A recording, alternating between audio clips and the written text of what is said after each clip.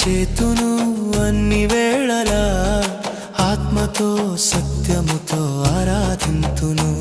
నా ప్రాణ ప్రియుడు యేసయ్యకు, నన్ను కన్న తండ్రి నా యేసుకు.